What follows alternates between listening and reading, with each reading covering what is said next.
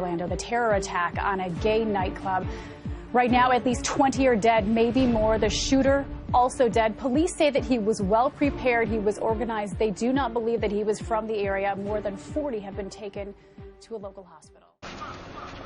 Nobody knew what to do. He was like, I don't want to look up because he's, if I look up, he might shoot me. There was bodies everywhere, and I was crawling. I just kept crawling. I don't know if he was left in the club, if he got shot, or if he's being worked on here. I don't know. In the parking lot, they were tagging him red, yellow, so that they know who to help first and who not to help first. It was the scariest time of their life. Initially, many thought the pops they heard were fireworks associated with the show, but soon it became obvious that this was an attack. What sounded like automatic gunfire rang out late Sunday night. The bullets spraying into a crowd of roughly 22,000 concertgoers on the Las Vegas Strip. These videos captured the chaos unfolding on the ground. Here's what we know at this hour. At least 17 people have been killed, students and adults. At least 15 injured, and the shooter, 19-year-old Nicholas Cruz, is in custody. This is the 18th school shooting already this year. It is just mid-February. Just an unimaginable day. We want to warn you, some of these images might be disturbing. At 2 in the afternoon, gunshots ring out in this South Florida high school. Terrified students hiding in classrooms during the gunman's rampage. Oh my God!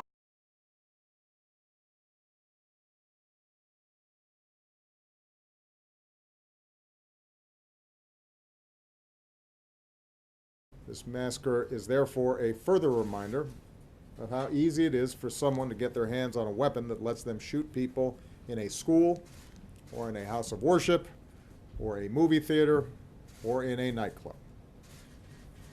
And we have to decide if that's the kind of country we want to be. And to actively do nothing is a decision as well. We ask God in heaven to ease the anguish of those who suffer, and we vow to act with urgent resolve. We will continue to work together as communities and as citizens to stop evil, prevent violence, and protect the safety of all Americans. To every parent, teacher, and child who is hurting so badly, we are here for you, whatever you need, whatever we can do. My administration is determined to do everything in our power to protect our students, secure our schools, and to keep weapons out of the hands of those who pose a threat to themselves and to others.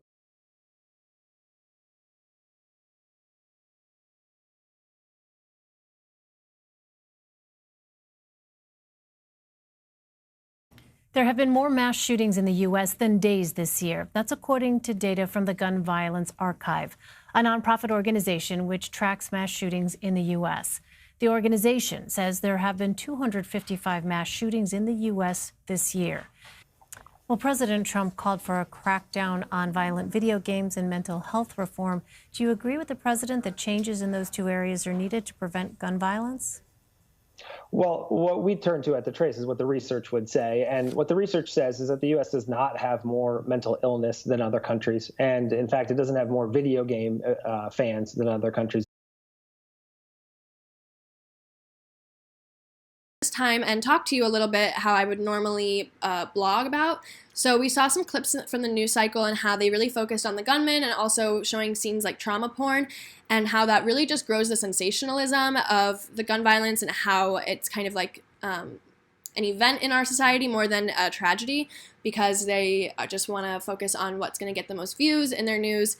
And I think that it is really an ineffective way to report on our gun violence because we don't focus as much on the activism that follows, and on top of it, the calls for all of the different policies and everything that follows. We don't focus on that as much as we focus on the tragedy itself and just trying to get the best clips of news from the scene.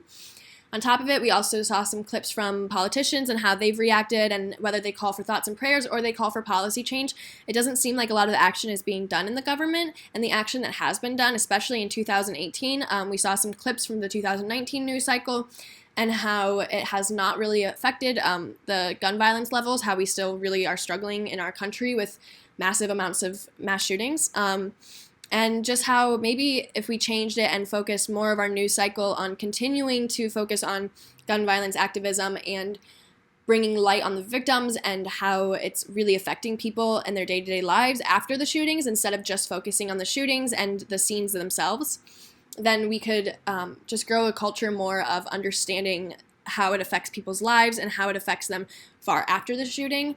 And on top of it, have maybe some more understandable and active responses from our government.